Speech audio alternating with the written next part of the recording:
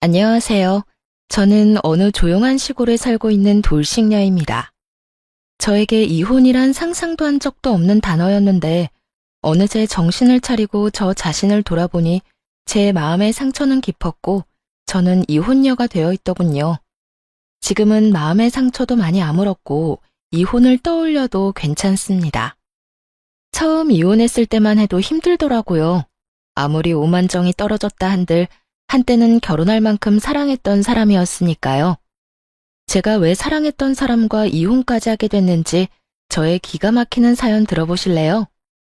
저와 남편은 동호회에서 만난 사이였어요. 언제나 하하호호 잘 웃고 좋은 사람이었던 남편의 주위엔 사람이 항상 많았고 그에 비해 내성적인 저는 그저 참석에 의미를 둔 모임이었어요. 그러던 어느 날 남편이 저에게 말을 걸어오더라고요.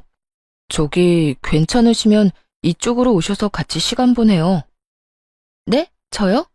아, 네. 감사합니다. 남편은 내성적인 제가 모임에 잘 적응할 수 있도록 저를 잘 챙겨주었고, 전 자연스럽게 그런 남편에게 마음이 가더라고요.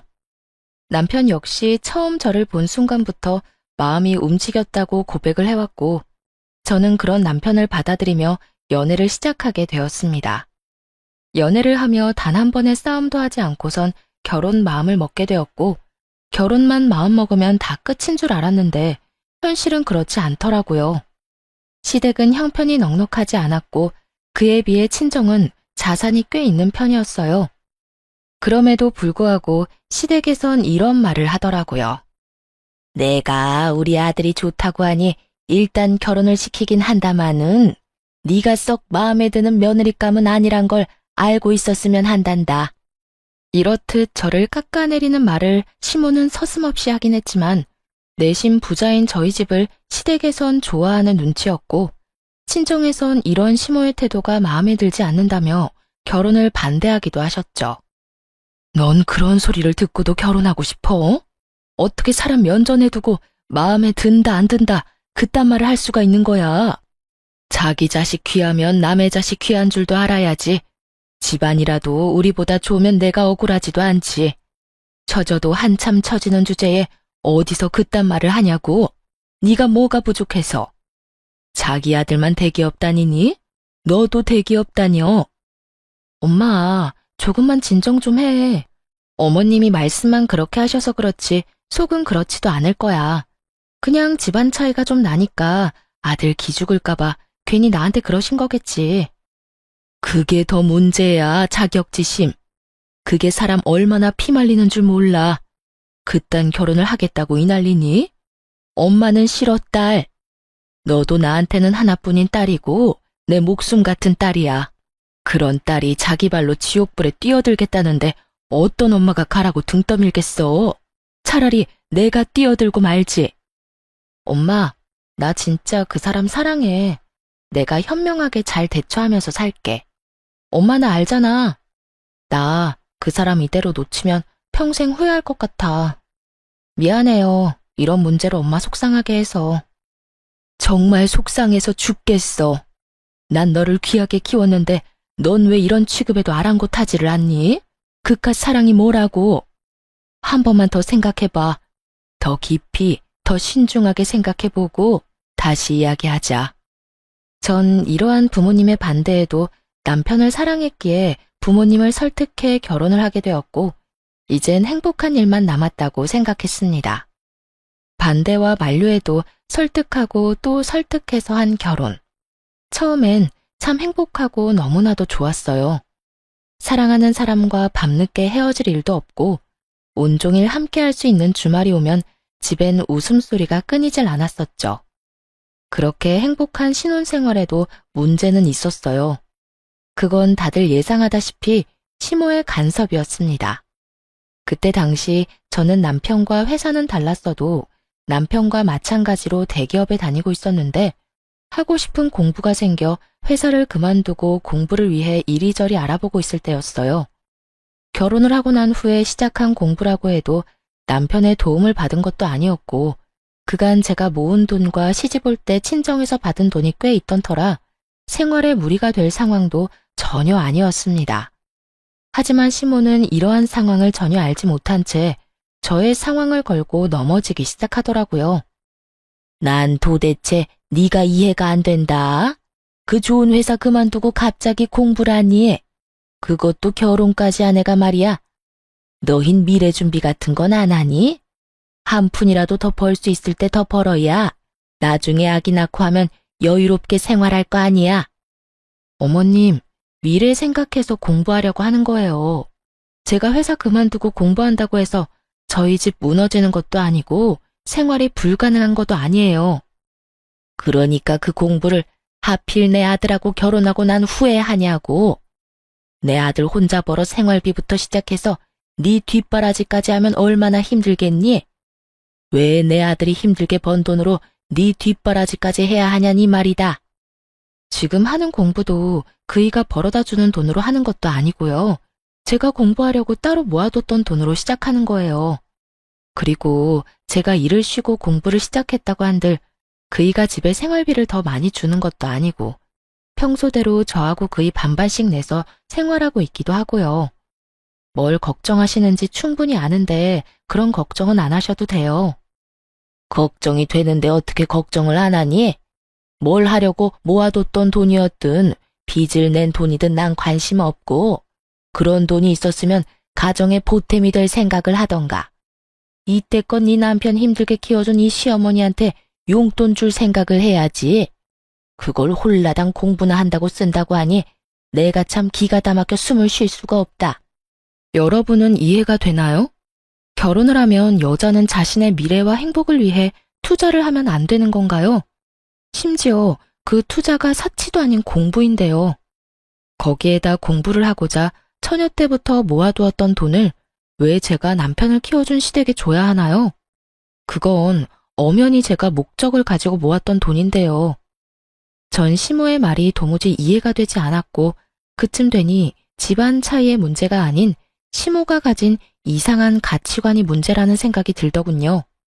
숨을 쉴 수가 없다며 호통을 치던 시모는 크게 한숨 한 번을 쉬더니 전형적인 막장 시모의 대사를 읊어대고선 전화를 신경질적이게 끊어버리더라고요.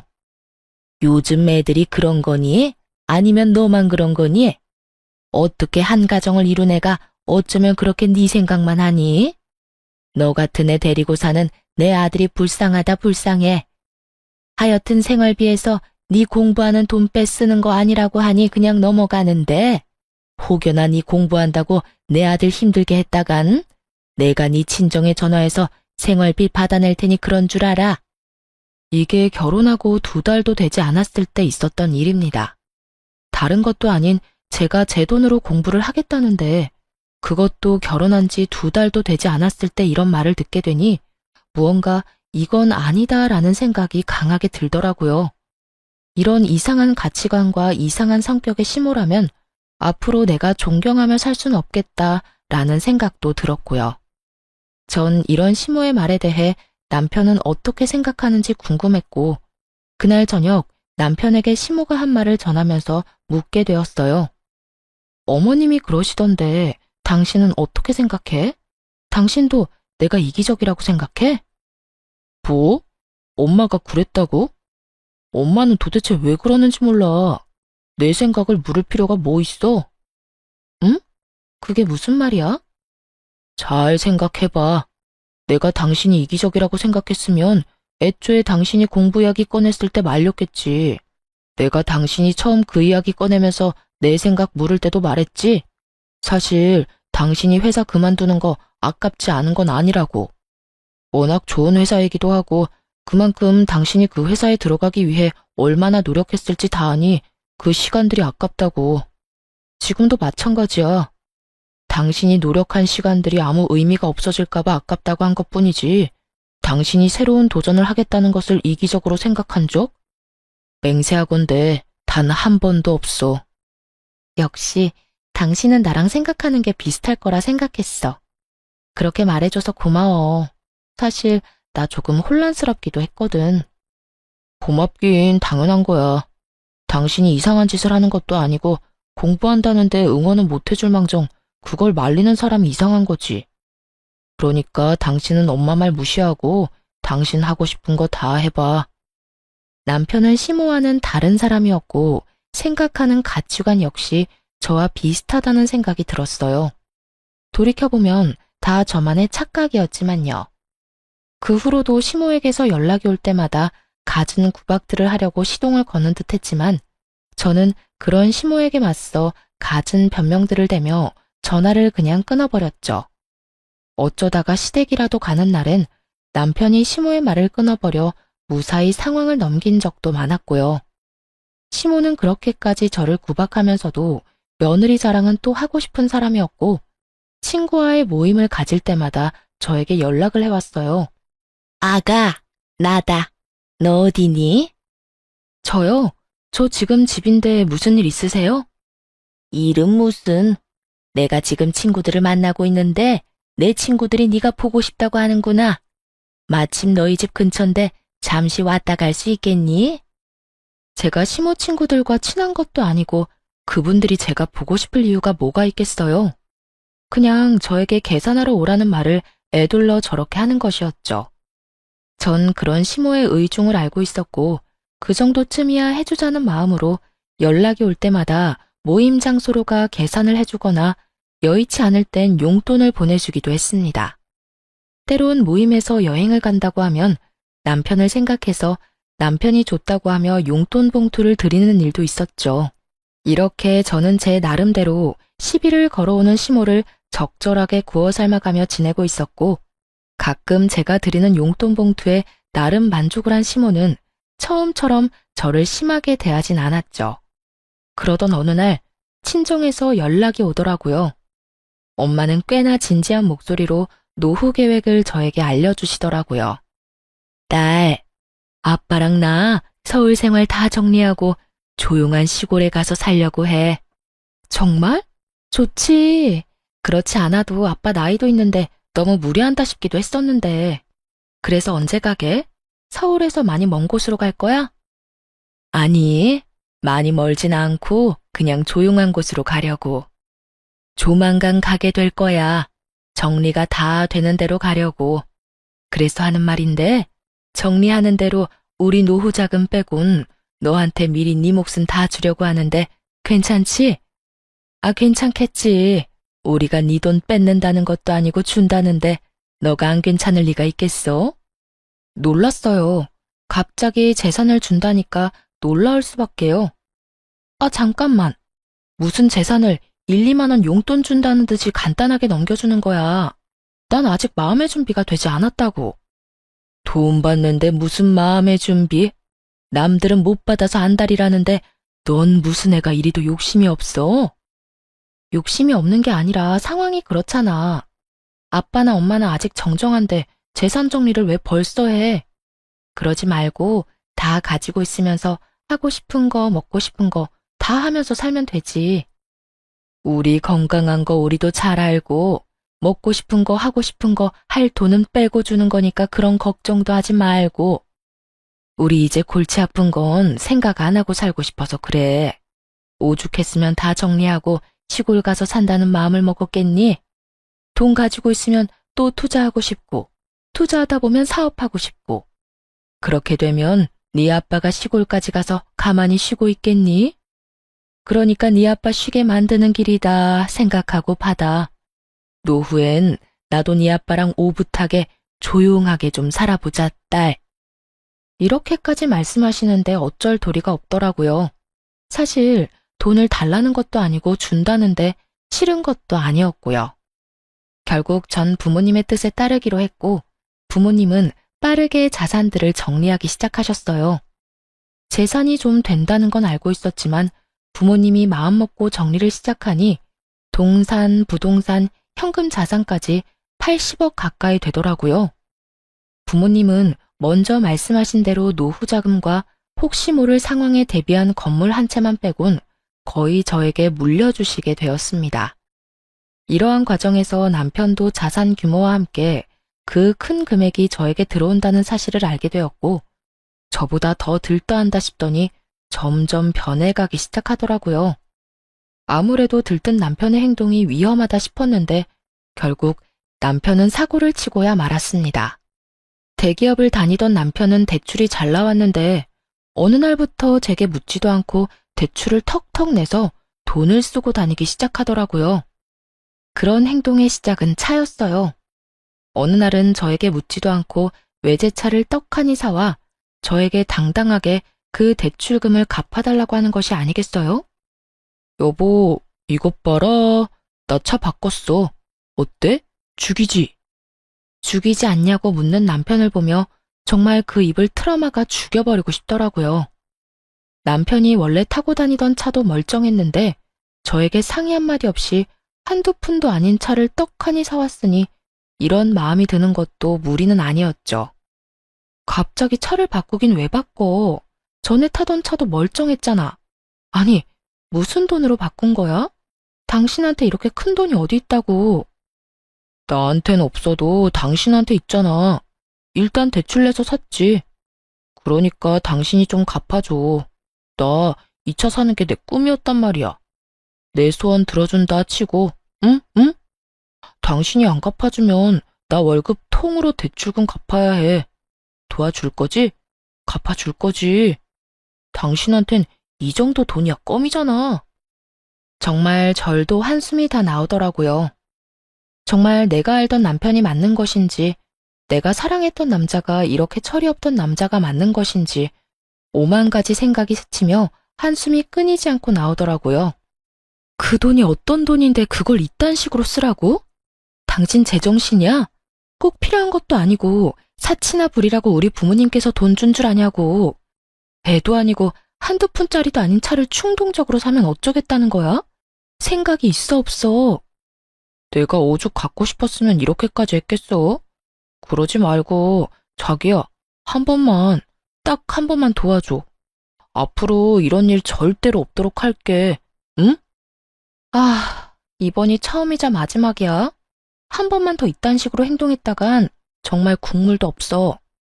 응, 물론이지. 여보 사랑해.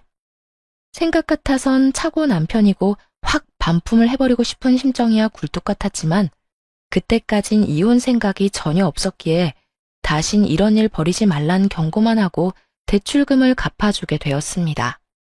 지금 생각하면 제가 참 한심하지만 그땐 돈보단 남편이 더 중요하다는 생각이 컸던 것 같아요. 미련스럽게도 말이죠. 마지막이라고 했던 남편은 점점 씀씀이가 해퍼진다 싶더니 어느 순간부턴 생활비마저 주지 않더라고요. 여보, 이번 달 생활비 또 안 들어왔더라? 왜 나한테 생활비 안 줘? 요즘 힘들어? 당신 재산이 얼만데 고작 월급쟁이 월급을 달라고 그러냐? 혹시 이런 거 아시나요? 할 말은 수도 없이 많은데 말문이 턱하니 막혀버리는 상황. 남편은 한결같이 월급쟁이 월급이라는 대답을 하며 저를 쪼잔한 사람으로 몰아갔고 저는 그런 남편을 보며 할 말은 많았지만 말문이 막혀 말이 나오지 않더라고요. 거기에다 싸우고 싶지 않은 마음도 컸던 터라 굳이 입을 떼지도 않았고요. 하지만 그런 날이 많아지면 많아질수록 저는 점점 더 지쳐만 갔고 남편의 변화가 더는 제 선에서 감당할 수 없다는 생각이 들기 시작하던 어느 날이었어요. 몸도 마음도 많이 지쳐 집에서 쉬고 있는데 시모에게서 전화가 오더라고요. 아가, 다음 주 토요일에 너도 올 거지? 우리 이사하는 날 말이야. 네, 어머님? 이사하세요? 저는 정말 몰랐던 사실이라 깜짝 놀라며 되물었고 저의 물음에 시모는 더 의아하다는 듯 저를 충격에 빠뜨리는 말들을 하기 시작했어요. 다 알면서 왜 모른 척이야? 네가 가지고 있는 반포 아파트, 거기 우리가 들어가서 살기로 했잖니? 네 남편이 계약 기간 다 끝났으니까 들어가서 살라고 했잖아. 너도 허락했다고 하던데 혹시 잊고 있었니? 넌 젊은 애가 어디 정신을 빼놓고 살길래 그런 걸 잊어. 하여튼 네 시누이 좋아서 입이 귀에 걸렸다.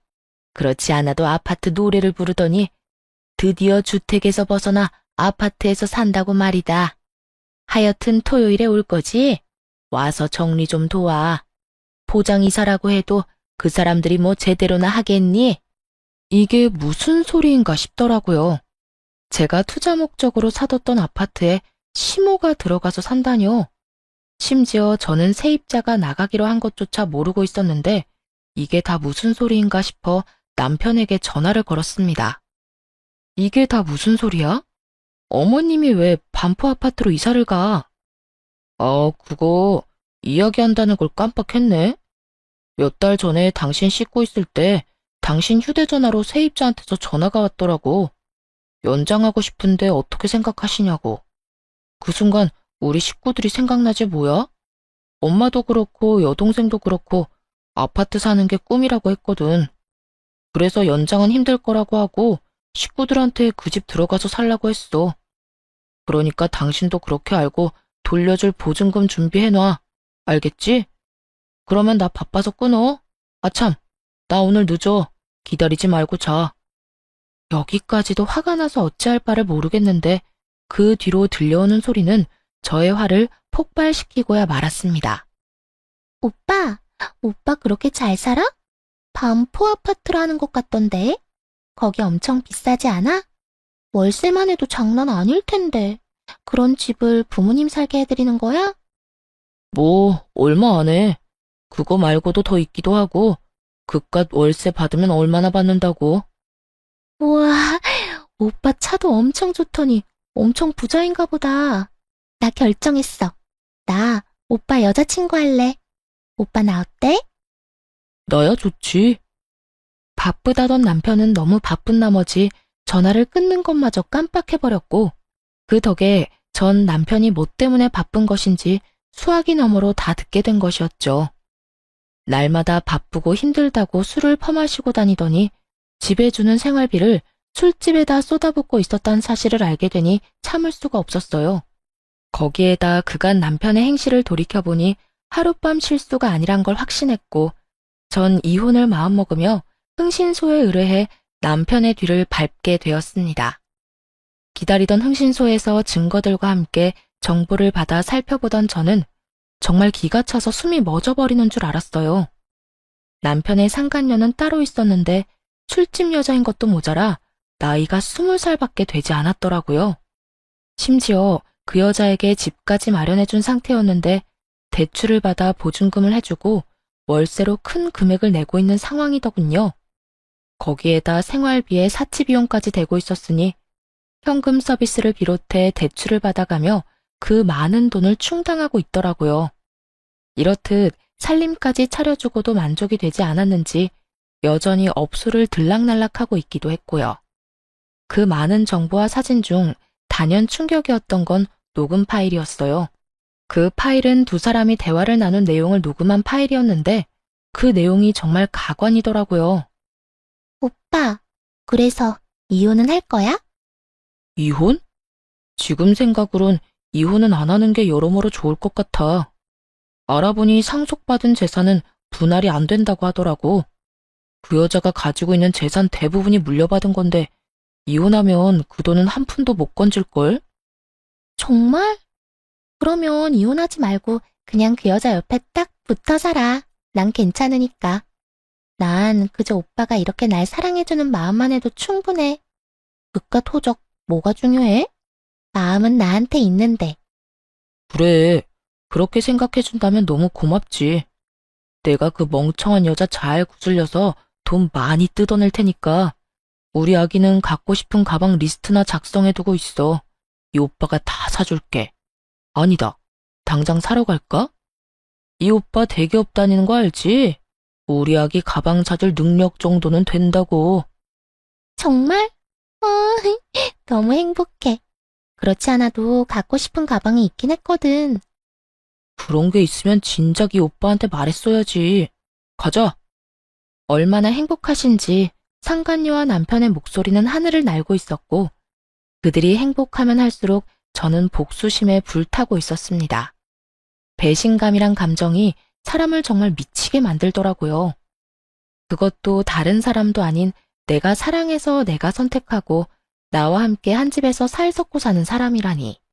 남편의 배신은 정말 이루 말할 수 없는 절망감과 분노를 가져다 주더군요. 시댁에서 아무리 저를 괴롭혔어도 시모가 도무지 제 상식선에 이해가 되지 않는 행동으로 저를 괴롭혔대도 온종일 붙어있음에 감사하며 웃음이 끊기지 않던 행복했던 추억으로 참고 살아왔는데 정말이지 그 모든 추억과 행복이 산산조각이 나는 기분이더군요. 모든 파일을 들은 순간 저는 이혼을 더욱 확신하게 되었고 바로 부모님께 연락을 드려 모든 사실을 알리고 제 짐을 하나둘씩 부모님께 보내버렸어요. 모든 사실을 안 아빠는 당장이라도 서울을 와 그놈을 가만두지 않겠다고 화를 내셨지만 전 그런 아빠에게 제게도 다 생각이 있고 계획이 있다며 잠시 기다려달라고 했죠. 아빠는 뜻대로 되지 않는 일이 있다면 망설이지 말고 연락을 하라고 했고 전 알겠다고 하며 아빠를 안심시켜 드렸어요. 주어진 시간이 많지 않았던 상황이라 전 뭐든 서둘러 처리하기 시작했어요. 일단 저희가 살던 집은 시세보다 많이 저렴하게 처분했고 변호사를 만나 빠르게 소송 준비도 시작했죠. 그와 더불어 시모에게서 오는 연락에 상냥하게 대처하며 복수를 위한 발판을 다지는 것도 잊지 않았어요. 아가, 내가 오늘 가전 가구를 좀 보고 왔는데 마음에 드는 게 너무 많더라고.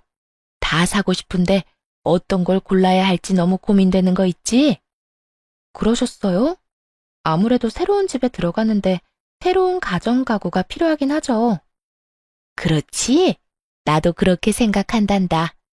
그래서 하는 말인데 집도 마련해주는 김에 가전 가구도 네가 좀 사주면 안 되니?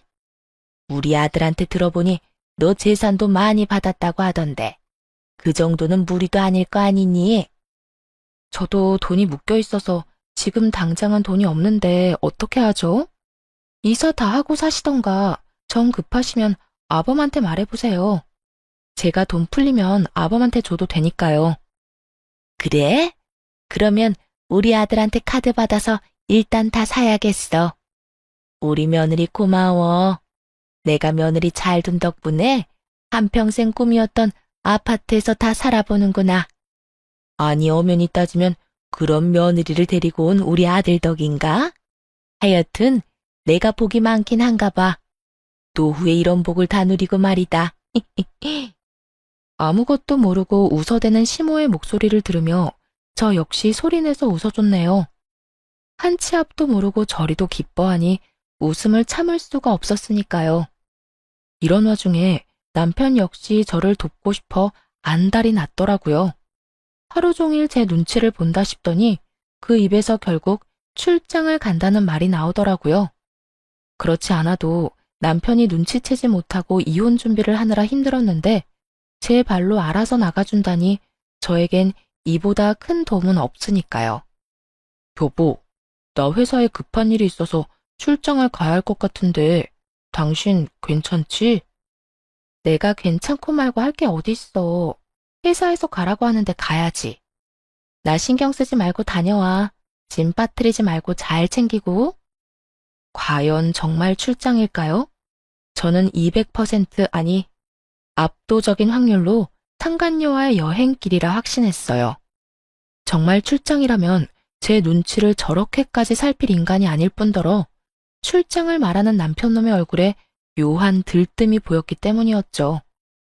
저는 두말 없이 웃으며 다녀오라고 했고 남편은 밝게 웃으며 출장을 떠나게 되었습니다.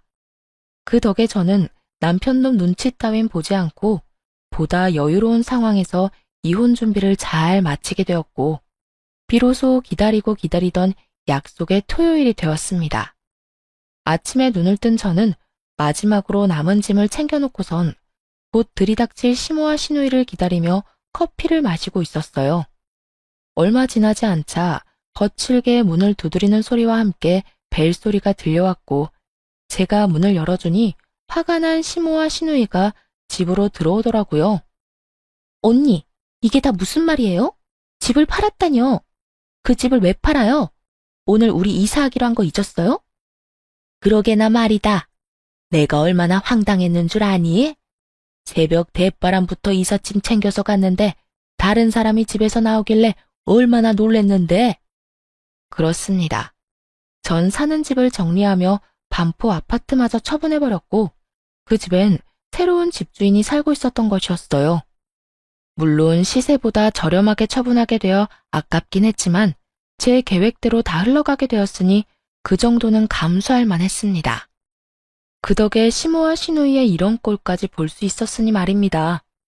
시모와 시누이는 당황스러움과 혼란스러운 현실 앞에 얼굴을 붉히며 저에게 따지고 들었고, 전 마시던 커피를 마저 마시곤 두 사람 앞에 섰습니다.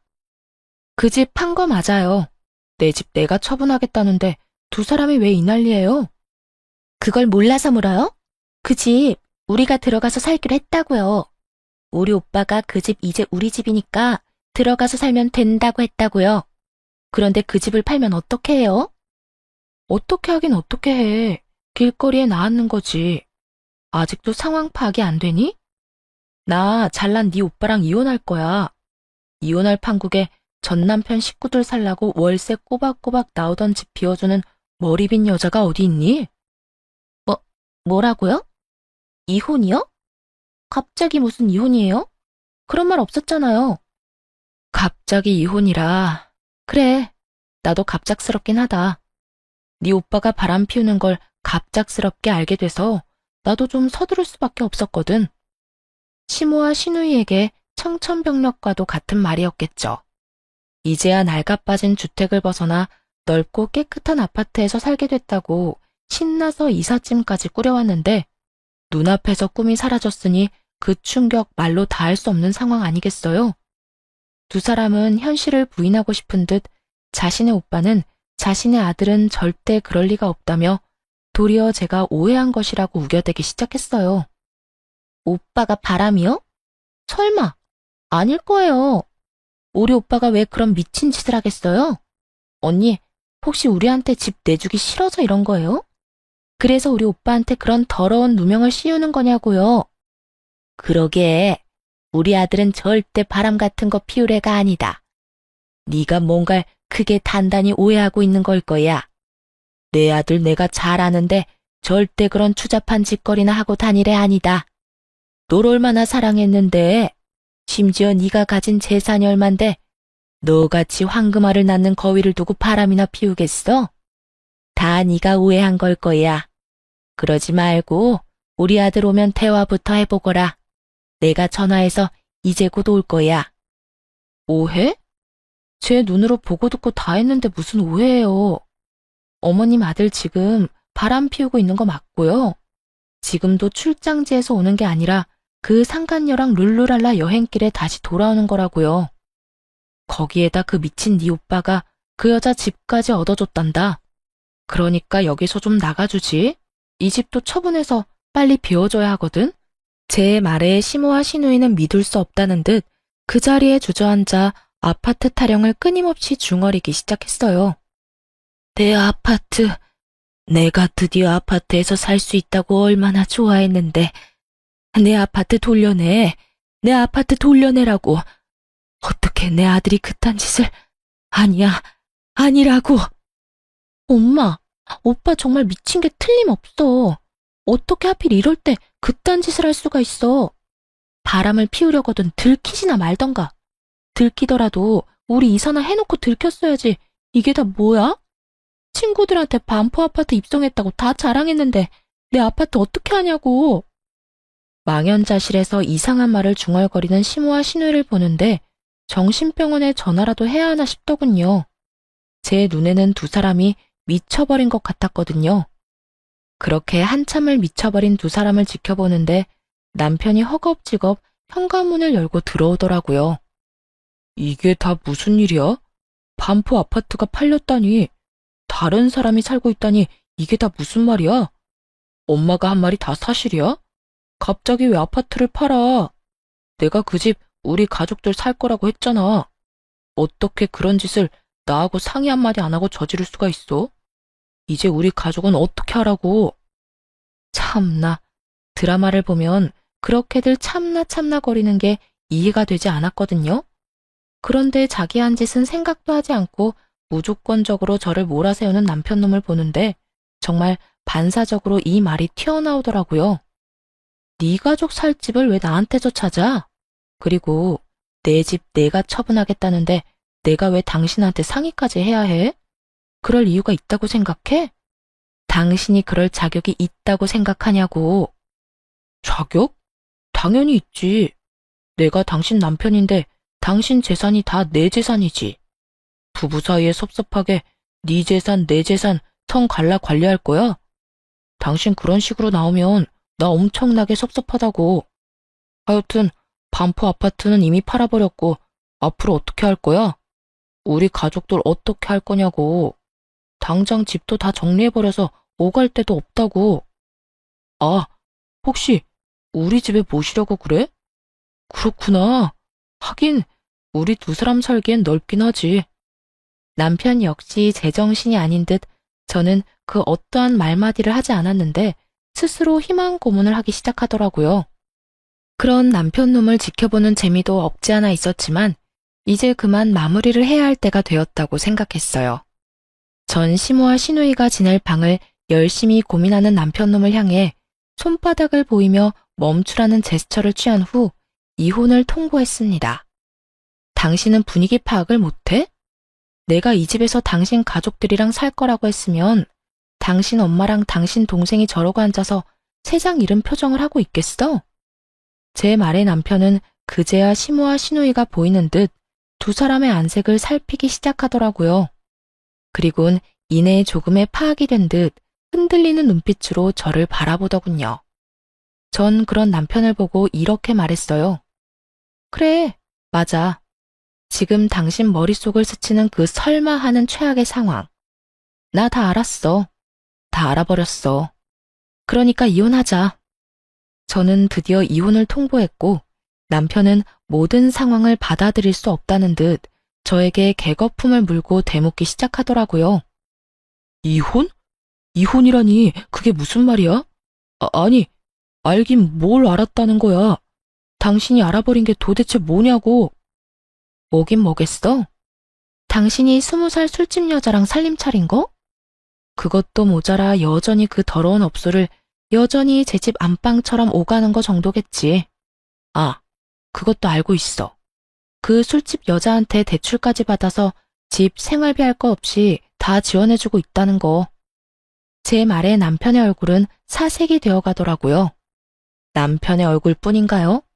상간녀가 술집 여자라는 사실에 시모의 얼굴은 금방이라도 폭발할 것 같은 화상과도 같았고 상간녀가 20살밖에 되지 않는다는 사실에 시누이 역시 경악스러운 표정을 숨기지 않았습니다. 남편은 이런 시모와 시누이의 눈치를 살핀다 싶더니 저를 보며 일단 부인하고 나서더라고요. 말도 안 돼. 내가 당신을 두고 그랬을 리가 없잖아. 업소에 간 건 인정할게. 그런데 그것도 자주 가지도 않았고 그저 접대 목적으로 몇 번 갔던 것뿐이야. 가서도 딱 술만 마시고 왔어. 정말이야. 나 알잖아, 여보. 내가 얼마나 당신만을 사랑하는데. 내가 당신 같은 여자를 두고 미쳤다고 그딴 짓을 했겠어? 저는 그 순간 흥신소에서 받은 녹음 파일을 틀어버렸고 남편과 상간녀의 목소리가 온 거실 안을 가득 채워나갔습니다. 두 사람의 대화가 이어지는 동안에 시모와 시누이의 한탄스러운 탄성이 끊이지 않았고 대화가 끝이 나자 남편은 금방이라도 울 것 같은 얼굴로 저를 보더라고요. 여보, 이게 다 어떻게 된 거냐면 내가 다 설명할 수 있어. 조금만 내 생각이 정리될 때까지 기다려줘. 내가 지금 너무 많이 놀라서 말이 생각이 안 나서 그래. 무어라 할 말이 없었겠죠. 이렇게 빼도 박도 못하는 상황에 무슨 할 말이 있겠어요? 남편의 머리 굴리는 소리가 온 거실을 채우는 듯했고 전 그런 남편을 비웃어주며 말을 했어요. 얼마나 다행스럽던지. 내가 혹여나 당신한테 내가 가진 돈이라도 줬더라면 그년 집, 생활비, 심지어 가방까지 그 모든 걸 내 돈으로 해결했을 거 아니야? 대충 내가 알아본 것만 해도 대출금이 어마어마하던데 도대체 어떻게 해결하려고 겁도 없이 대출을 그렇게나 받았대? 아무리 대기업이 좋다지만 그 정도까지 감당할 능력이 된다고 생각해? 너 이제 끝이야. 퇴직금 탈탈 털어넣어도 대출금 상환은커녕 내 위자료도 못 줄 거라고. 현실적인 액수들이 제 입에서 쏟아져 나오고 남편은 그제야 자신이 무슨 짓거리까지 하고 있었는지 깨달은 듯 자리에 무릎을 꿇고 앉더라고요. 맥이 다 풀려버린 듯 그대로 무너진 남편 놈은 자기 머리를 잡아 뜯더니 아주 생각나는 대로 짓거리더군요. 여보, 제발 한 번만 용서해줘. 내가 정말 미쳤었나 봐. 내가 없이 살다가 갑자기 그렇게 큰 돈이 당신한테 생겼다고 하니까 그 돈이 마치 내 돈처럼 느껴지면서 정신이 나갔었어. 내가 당신한테 그러면 안 되는 건데. 그 순간에는 내가 그런 사리분별을 할 정신조차도 없었다고. 그러니까 나 한 번만 용서해주면 안 될까? 우리 집엔 아무것도 안 해줘도 돼. 그냥 나 하나만 좀 용서해줘. 나 당신 없이 못 사는 거 알잖아. 당신도 나 사랑하잖아. 아니, 사랑했잖아. 우리 행복했던 순간도 많았잖아. 그러니까 그 추억 떠올리면서 나 한 번만 더 받아줘. 응? 행복했던 순간이라고 하더라고요. 그 행복했던 순간을 산산조각 내 두 번 다시 떠올리게 만들고 싶지도 않게 만든 사람이 누군데 감히 제 앞에서 그 순간을 들먹거리다니. 저는 그 순간 남편 놈이 용서가 되지 않았고 그대로 제 앞에 무릎을 꿇고 앉은 남편의 뺨을 때려버렸어요. 그리고는 외도 사진들을 던져주며 이렇게 말했습니다. 용서? 이딴 걸 다 봐버렸는데 넌 용서가 될 것 같아? 넌 내가 정말 우습구나. 이 와중에 용서란 단어를 입에 올리는 걸 보니까 말이야. 그리고 어디서 감히 추억을 들먹여? 그 행복했던 모든 순간을 떠올리기도 싫어. 과거 일로 만든 사람이 누군데? 제발 부탁하는데 더는 구질구질하게 굴지 말고 이혼해. 단호한 저의 태도에 남편은 제 바지가랑이를 붙잡고 매달리기 시작했고 전 그런 남편을 힘껏 뿌리치며 남편 주머니에 있던 차키를 빼앗아 버렸어요. 차키는 왜? 내 차키야. 내 차라고. 야, 정신 차려. 네가 입고 걸치고 몰고 다니는 것 중에 네 거라고 할 수 있는 게 있다고 생각하니? 네가 사랑하는 그 차, 그거 내 명의인 거 잊었어? 네가 나한테 말도 없이 대출받아 덜컥 사온 네 차, 대출금 갚아주는 조건으로 내 명의로 바꾼 거 잊었냐고. 돈도 내가 내고 명의도 내 명의인데 그 차가 왜 네 차야? 여보, 그 차만 나 주라. 그 차만 나 주면 내가 조용히 분말 없이 이혼해 줄게. 당신도 내가 끈질기게 굴면 귀찮을 거 아니야. 그러니까 그 차만 나 줘. 그러면 내가 지금 당장이라도 도장 찍고 당장 이혼할게. 응? 아니, 그냥 끈질기게 굴어. 난 전혀 귀찮지 않아. 난 차고 넘치는 돈으로 능력 있는 변호사 선임할 거고 그 변호사분들이 알아서 다 해주실 건데 내가 뭐가 귀찮겠니? 그러니까 너도 없는 살림에 변호사 선임 잘해서 소송 잘 해내. 기대할 테니까. 저는 그대로 집을 나와버렸습니다. 그 후 진행된 이혼은 결혼과는 달리 순조롭게 진행되었어요. 워낙 증거가 확실했던 터라 이혼은 당연했고 그만큼 위자료도 받을 수 있었죠. 상간녀 소송 역시 저의 승소로 끝이 나며 상간녀에게도 위자료를 받을 수 있었습니다. 이혼을 한 후 빚쟁이 거지가 되어버린 전 남편에게서 더는 벗겨먹을 것이 없었던 상간녀는 그간 전 남편이 사주었던 모든 것을 챙겨 도망가 버렸고 폐인이 된 전 남편은 그나마 자랑거리였던 대기업 회사마저 잘렸다고 하더군요. 그간 저를 믿고 회사 생활을 속된 말로 개판이라 했던 터라 이혼 이야기가 오가기 전에 이미 권고사직을 받은 상태였단 걸 알 수 있었죠. 오갈 데가 없어진 시댁 식구들은 어떻게 됐냐고요? 뻔하지 않나요? 사실 이전 시댁 식구들이 살던 집은 작은 보증금의 월세를 주고 살던 주택이었는데 일이 그렇게 된 후 마땅히 오갈 데가 없어 급하게 다 쓰러져가는 낡은 주택에 세를 주고 옹기종기 모여 살고 있다는 이야기를 들을 수 있었어요. 만약, 아주 만약에 남편이 외도만 저지르지 않았다면 전 아마 어느 기점에 시댁에 지원을 해주었을 겁니다. 그만큼 남편을 사랑했고 미우나 고우나 사랑하는 남편의 가족이기에 그 가족이 보다 편안한 환경에서 누릴 수 있는 만큼 누리며 살았으면 하는 마음도 있었으니까요.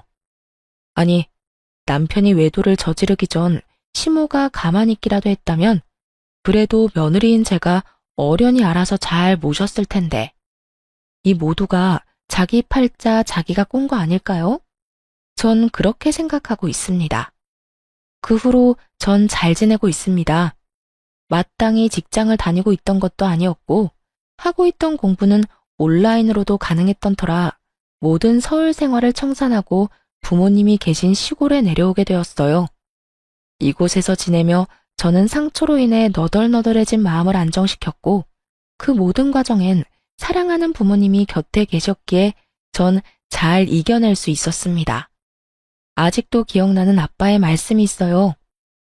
딸, 사람이 살다 보면 크게 넘어지는 날이 있단다. 그런 일이 있을 때 넘어져서 울고만 있다면 너에게 뭐가 남겠니? 넘어지는 것이 무서워 아무것도 하지 않고 그 자리에서 울고만 있다면 우리 딸이 그간 걸어왔던 그 많은 걸음걸음이 너무 슬프지 않겠니? 크게 넘어질수록 크게 성장하는 법이야. 크게 넘어졌을 때 힘들더라도 털고 일어서면 다시 내딛게 되는 걸음걸음에 좋은 밑거름이 될 거다. 그러니 지금 많이 슬퍼하되 털고 일어날 땐 그 슬픔도 다 털고 가벼운 마음으로 크게 한 발 내딛거라. 알겠지? 전 아빠의 말씀대로 슬픔도 아픔도 다 털어냈고 다시 한 발 내딛게 되었습니다. 힘든 만큼 공부에 집중했고 그 결과 공인중개소를 열게 되었어요. 사실 제가 하던 공부는 공인중개사 공부였는데 평소 땅에 관심이 많기도 했고 직장 생활보단 그쪽이 더 저에게 맞는 것 같아 시작한 공부였어요. 악착같이 노력한 만큼 자격증을 취득하게 되었고 전 제가 원하던 일을 하며 새로운 삶을 시작하게 되었습니다. 중개 일을 하다 보니 경매에도 관심이 생겼고 요즘엔 임장 활동을 하며 경매도 공부하고 있어요. 전 앞으로도 더 나은 제 삶을 위해 노력하며 행복하게 살아가 보려 합니다. 다들 응원해 주실 거죠? 이렇게 저의 길었던 이야기도 끝이 났네요. 제 이야기 들어주신 모든 분 감사합니다. 좋은 하루 되세요.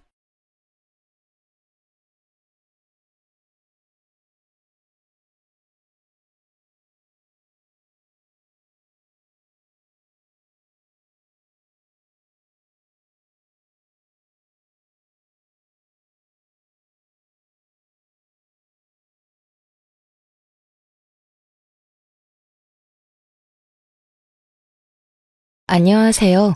저는 초등학생 연년생 남매를 키우고 있는 수도권에 사는 40대 초반 여자랍니다. 저는 집에서 혼자 영상 작업을 할 때가 많은데 이곳의 사연을 들으면서 일하면 진짜 시간이 잘 가서 매일 듣고 있답니다. 저는 결혼 생활을 하고 있지만 시댁과의 일이 좀 있었거든요. 그래서 여러분께 저의 이야기도 한번 들려드리면 어떨까 싶어서 이렇게 용기 내어 사연을 보내봅니다. 저는 결혼 전에는 작은 회사 사무직을 하다가 남편과 소개팅에서 만나 무난하게 결혼까지 하게 되었어요. 양가도 그냥 평범하게 비슷한 수준이었고 남편의 성격도 모나지 않고 화도 잘 안 내서 조용한 성격의 저와 잘 맞았던 것 같아요. 그렇게 회사를 관두고 연년생의 아이 2명을 키우다 보니 전업주부로 지낸 지 훌쩍 10년이 넘었죠. 남편의 연봉이 많은 건 아니라 저도 간간히 아르바이트도 했지만 아이들 때문에 오래 지속할 순 없었어요. 그냥 아이들 키우면서 집에서 살림해. 당신은 집에서 살림하는 거 좋아하고 또 남들보다 잘하잖아. 괜히 일한다고 나가서 도우미 쓰고 학원 보내는 돈이나 당신이 집에서 애들 키우는 돈이나 비슷해. 마음 편하게 살자고, 편하게. 그렇게 말해주니까 고마운데 그래도 애들 좀 더 크면 나도 일할게. 애들 교육비도 많이 들 거고 우리도 이제 전세 탈출 좀 해봐야지. 그래, 너무 스트레스 받지 마. 당신이 가사노동 하는 것도 월급으로 치면 많이 받아야 되는 거야. 남편이 이렇게 이쁘게 말을 해주니 그냥 돈이 모자라면 모자란 대로 저 나름대로 아껴가면서 살림을 꾸려나갔어요. 아이들 밥이나 간식도 사다 먹이는 것 없이 다 제 손으로 정성스레 만들어주려고 노력했고요. 남편도 다행히 이런 제 노력을 잘 알아줘서 살림하는 게 힘들어도 열심히 살았네요. 이런 저를 가장 힘들게 하는 건 말썽꾸러기 아이들이나 남편이 아닌 바로 시모와 동서였어요. 동서는 저보다 3살이 어렸는데 서울에서 살면서 대기업에 다니고 있어요.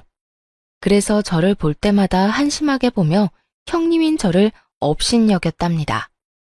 여기에 동서가 연봉 6천이라고 시모까지 동서랑 한 팀이 돼서 저를 얼마나 무시하는지 몰라요. 그렇게 자주 만나는 건 아니고 시부모님 생신이나 명절 때나 만나는데 만나는 날 일주일 전부터 얼마나 스트레스를 받는지 몸이 시름시름 아플 정도였죠. 어김없이 추석 명절이 돌아오고 있었는데요.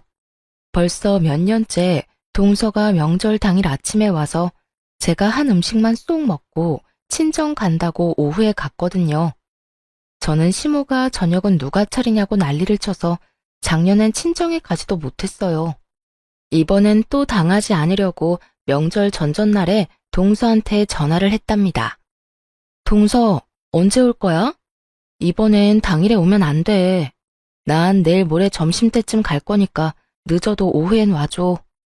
저 내일 모레에 아마 미팅 있을 수도 있어요. 그래서 확실하지가 않네요. 형님은 전업이라 시간이 많아서 한가하겠지만 저는 초 단위로 사는 사람이에요. 명절이라고 한가한 게 아니라고요. 아무리 그래도 명절까지 일을 한다고? 그럼 어머님한테 말씀드렸어?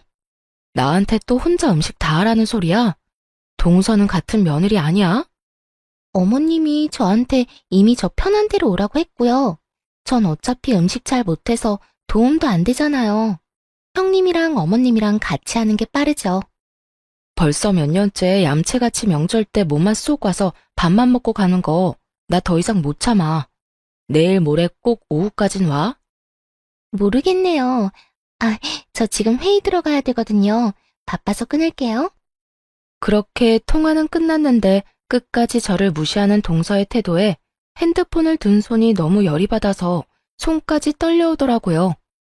그리고 또 시모한테 불만인 게 저한테는 꼭 명절 전전날에 미리 내려오라고 해서 왕복 2시간 거리에 있는 시모의 친정 부모님의 산소에 가자고 하는 겁니다. 동서한테는 한 번도 가자고 말한 적 없고 저한테만 그러죠. 그 차 막히는 데를 산소에 가서 술 한잔 따르려고 왕복 2시간 갔다 와서 또 마트로 끌고 가서 명절 음식 한다고 장 보자고 하고요. 5년 전인가 슬쩍 저한테 약한 척하면서 말을 꺼내더라고요. 내가 외동딸인데 결혼하고 나서는 우리 부모님은 찾아뵙지도 못하고 돌아가시고 나서도 산소 한번 찾아갈 수가 없다. 너도 친정이 있으니까 내 마음 알 거야. 이번 명절엔 우리 부모님 산소 좀 같이 가주면 안 되니? 네, 저도 그 마음 이해해요. 그럼 이번 명절 끝나고 저 친정 안 갈 테니까 같이 산소에 가서 찾아뵈어요. 저는 시모가 저를 하도 탐탁치 않아 해서 조금이라도 인정받고 싶은 마음이 컸어요. 그래서 그렇게 한 번, 두 번 같이 가다 보니까 어느샌가 명절 땐 무조건 시모의 부모님 산소에 제가 찾아뵈야 하는 것처럼 몰아가더라고요. 역시나 또 전화해서 저를 닥달했어요. 이번에 우리 부모님 산소엔 언제 갈 거니? 너도 친정에는 가야 되니까 명절 이틀 전에 미리 와서 같이 가자. 이번엔 제가 일이 있어서 그렇게 일찍은 못 내려가고요. 아범만 보낼게요. 아니면 동서네랑 가세요. 동서는 한 번도 안 가봤잖아요. 일이 바빠서 명절 당일에 오는 애한테 지금 거기까지 같이 가자고 하라는 거니? 너야 집에서 놀아서 남아도는 게 시간인데 1년에 한 번 가는 게 그렇게 귀찮아? 이래서 뭔 맏며느리를 한다고? 시모가 전화를 거칠게 끊어버렸어요. 가뜩이나 동서와의 통화에서도 마음이 상했는데 시모까지 불편한 티를 내니 속상하더라고요. 남편한테도 시모가 뭐라고 한 소리 했는지 제가 말을 꺼내자 이미 알고 있더군요. 나도 회사에 말해서 시간 내볼 테니까 그냥 같이 산소에 가드리자. 1년에 한 번인데 그거 좀 해드리면 어때? 근데 동서도 있는데 왜 맨날 나만 해야 되냐고. 내가 무슨 동네 북이야? 당신도 설마 어머니처럼 내가 일 안 하니까 가는 게 당연하다고 생각하는 거야? 나 진짜 그날 이미 약속이 있어서 못 내려가. 이번엔 절대 안 갈 거니까 그렇게 알아. 제가 단호하게 선을 그으니까 남편도 별소리 못하고 그냥 안 간다고 말을 전했나 보더라고요. 그렇게 명절이 다가왔고 저는 도축장에 끌려가는 소 같은 마음으로 추석 전날에 장을 잔뜩 봐서 시댁으로 갔어요. 제가 들어가자 시모가 팔짱을 딱 끼고 저를 째려보더군요. 너 덕분에 올해는 우리 부모님도 못 뵈고 내가 이렇게 며느리 눈치를 봐야 되나 싶다. 바쁜 일은 잘 끝나셨어? 만나자마자 저를 업신여기는 태도에 저도 기분이 확 상해서 그냥 대꾸 없이 주방으로 들어갔어요. 시모는 당연한 듯이 저한테 모든 음식을 맡기고는 텔레비전 보면서 깔깔대고 웃고 있더라고요. 그런데도 10년을 하다 보니 익숙하게 혼자 음식을 하고 있는 제 자신이 제일 등신 머저리 같았죠 뭐. 역시나 저녁 5시가 다 돼도 동서는 오지 않았어요. 저는 너무 화가 나서 어머니한테 소리쳤죠. 어머니, 동서 또 안 오네요. 동서한테 전화 좀 해서 오라고 하세요. 아니, 바쁜 애한테 왜 오라 말아야. 오늘 바빠서 내일 온다더라. 내가 그러라고 했다. 제가 지난 명절에 동서 안 하면 저도 안 한다고 분명히 말씀드리지 않았어요? 또 저 혼자 음식 다 하고 있잖아요. 너 혼자 뚝딱뚝딱 잘하잖아. 우리 식구 많은 것도 아니고 송편은 사다 먹잖니. 뭐 할 게 그렇게 많다고 입이 대빨이나 나왔어? 그리고 막내는 대기업에 다니면서 얼마나 일하느라 바빠. 너처럼 한가하게 노는 애랑 같니? 저도 집에서 그냥 노는 거 아니에요. 저도 하는 일 많고요. 애들 챙기다 보면 하루 다 가요. 다른 엄마들은 일도 하면서 애들도 다 잘만 챙기더라. 막내 봐라. 세상에 연봉이 6천이나 되면서 일도 잘하고 딸도 똑소리 나게 잘 키우잖니. 넌 돈도 못 버니까 그만큼 몸으로 때워라. 막내가 명절 때만 해도 용돈 얼마나 두둑이 주는 줄 알아? 무슨 말을 그렇게 하세요? 누가 들으면 저는 용돈 안 드리는 줄 알겠네요. 어머니 자꾸 그렇게 동서랑 비교하면 저 진짜 상처받아요. 그거 아세요? 요즘은 다 맞벌이 한다더라. 너 때문에 우리 아들만 개고생하는 것 같아서 나도 얼마나 마음 아프고 남 부끄러운 줄 아니? 요즘은 마누라가 전업주부면 그 남편 불쌍하다고 손가락질 한다더라. 넌 너 남편이 불쌍하지도 않니? 쓸데없는 소리 말고 얼른 마무리해. 저녁 먹게. 진짜 이때 다 때려치우고 뛰쳐나오려고 했어요. 근데 아무것도 모르고 해맑게 할아버지랑 놀고 있는 애들을 보니 분위기를 망치기가 쉽지가 않더라고요. 그래요. 그렇게 바보 같으니까 혼자 몇 년이나 명절 음식 다 하고 있는 거겠죠. 역시나 동서는 옷을 쫙 차려입고 양손에 선물 바리바리 싸들고 명절 아침에 왔더라고요. 동서를 본 시모가 얼마나 환하게 웃으면서 맞아주던지 누가 보면 막내딸 왔는지 알겠더라고요. 어제 하루 종일 음식하고 애들 돌보고 일어나 아침부터 또 상 차려서 꾀죄죄한 저하고는 너무 비교가 되게 상큼할 정도였다니까요. 진짜 기가 막히고 코가 막혀서 그냥 그 상황을 멀거니 보고 있었어요. 동서는 시부한테 선물을 넘겨주고 시모한테는 오자마자 용돈 봉투를 저 보라는 듯이 주는 거 있죠. 거기다 우리 아이들한테도 용돈 봉투를 하나씩 주더라고요. 애들은 속도 없이 좋다고 받고 있고요. 동서, 내가 그렇게 어제 오라고 하지 않았어? 내 말 무시하는 거야? 어머, 형님, 진짜 미안해요. 일이 너무 바빠서 연락할 시간도 없었네요. 그때 시모가 제 등짝을 팍 때리는 게 아니겠어요. 예, 너 지금 막내한테 뭐 하는 거야? 바쁜 애가 오늘 온 것만 해도 성의는 다 보인 거지. 내가 누누이 말하지만 집에서 멍 때리는 너랑 같아? 앞으로 돈 못 버는 네가 혼자 음식하는 거야. 넌 그렇게 눈치가 없어? 어머니, 진정하세요. 취직 못하는 형님 속은 더 상하겠죠. 요즘 시대에 알바를 해도 200은 벌 텐데 얼마나 능력이 없으면 전업을 하겠어요. 동서 지금 말 다 했어? 동서가 얼마나 잘났길래 그렇게 사람을 무시해? 너보단 잘났으니까 그런 말도 할 수 있겠지. 너 그만 못해? 그만하고 들어가서 점심상 차려라. 큰 소리가 나자 거실에 있던 몇 명의 친척들이 수군대면서 우리를 지켜보고 있는 게 느껴졌어요. 이렇게 친척들 앞에서 저를 무슨 무술이 취급하는 시모한테 진짜 진저리가 나더군요. 둘이 편을 먹고 저 하나 우스운 사람으로 몰아가는데 다른 가족들은 그냥 보고만 있고요. 더 어이없는 건 그 상황에서도 아무 말 안 하는 남편 놈이었답니다.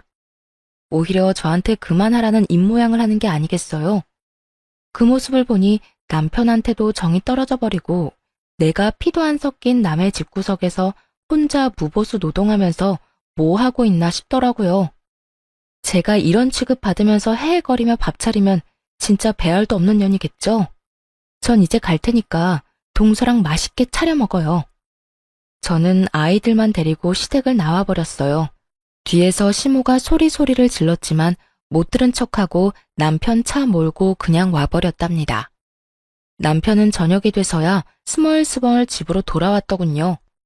아니 그렇게 가버리면 어떡해?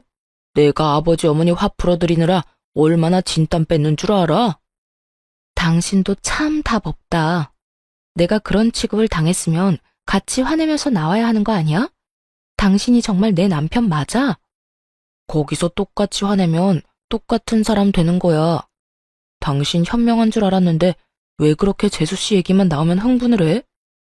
당신은 걔가 나 무시하는 걸 앞에서 봐도 어떻게 그런 소리를 해? 당신이 걔랑 어머님한테 똑바로 한마디 해. 그 전까진 난 다신 당신 집에 안 가. 아, 또 그 소리야? 내가 말 안 해봤어?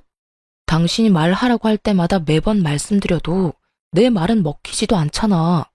당신도 좀 내려놓고 재수씨랑 잘 지내려고 노력을 해봐. 저와 시모 사이에서 적극적으로 힘이 돼주지 않는 남편한테 너무 서운했어요. 더 이상 말해봤자 입만 아플 뿐인 거죠. 저는 시모와 동서가 저한테 했던 말들이 자꾸 생각나서 저를 오랫동안 괴롭혔어요. 제 존재 자체가 정말 쓸모없는 것처럼 느껴지고 자존감이 지하까지 내려가는 것 같달까요? 그러던 중에 시부의 생일이 다가왔는데요. 저한텐 아무 말도 없다가 약속 당일에 남편이 이러더라고요. 오늘은 현석이가 산다고 지네 집 근처로 오라는데? 거기 유명한 소갈비집 있잖아. 그런 건 같이 의논해서 정해야지. 자기들이 산다고 오라 마라 당일에 통보하는 건 좀 그렇다. 그냥 좋다고 가서 먹으면 되는 일이지. 당신이 계속 이렇게 꼬아서 생각하니까 재수씨한테 자격지심 있다고 그러는 거야. 군소리 말고 얼른 준비하고 가자고. 식당에 가보니 이미 시부모와 동선의 가족이 화기애애하게 얘기하면서 먹고 있더라고요. 왔니?